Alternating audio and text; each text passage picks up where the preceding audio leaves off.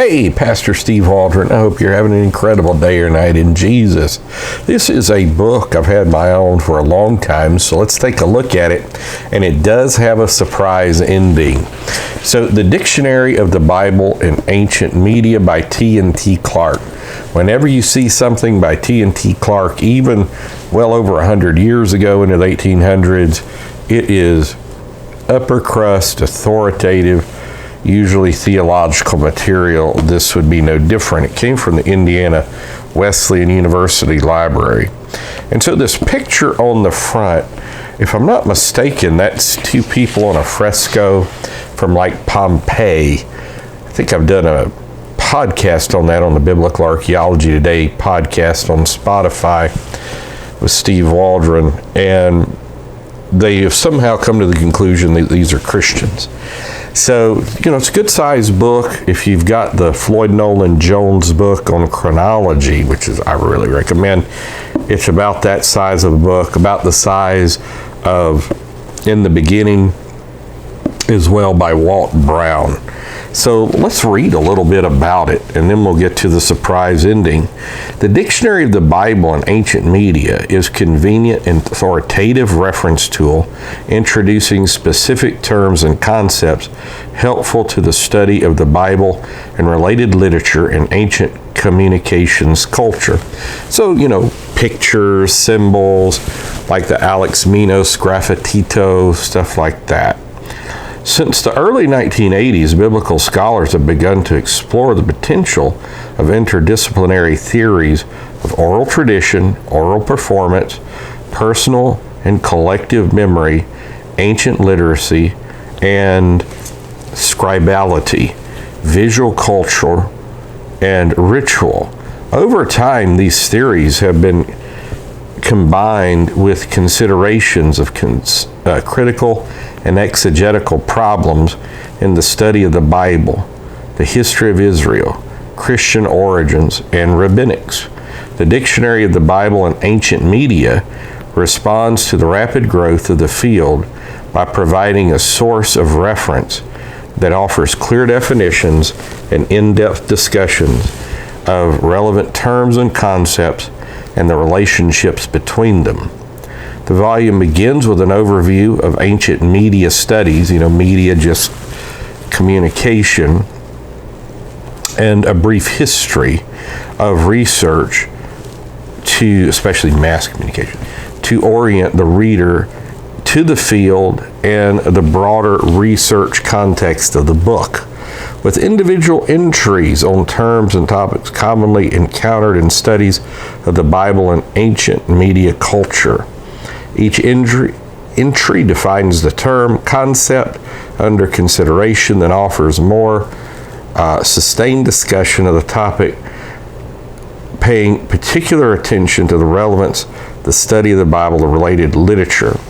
Now, the biographies of the person or people that did this, it's in gold, extremely small print. So let's see if I can get it. I'm having to see if this light will get on here.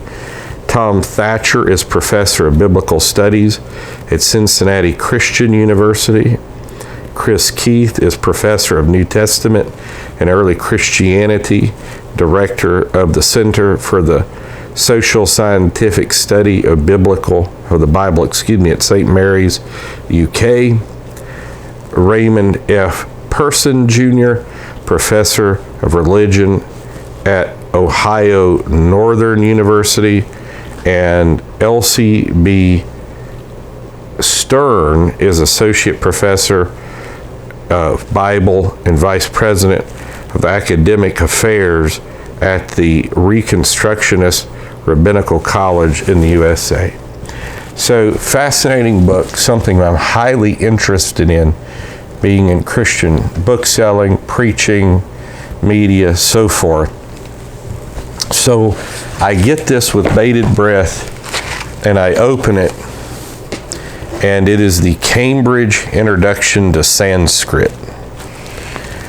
So this has happened to me 2 or 3 times recently, to the point I'm getting skittish about ordering books online.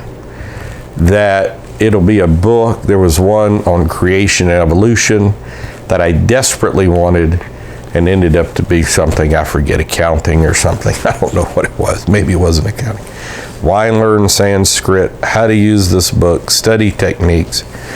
So when I first started looking through this book, I thought, well, maybe it's talking about somehow Sanskrit and its relationship with the Bible. But it's not. It is Cambridge, so it's going to be good. Book on Sanskrit.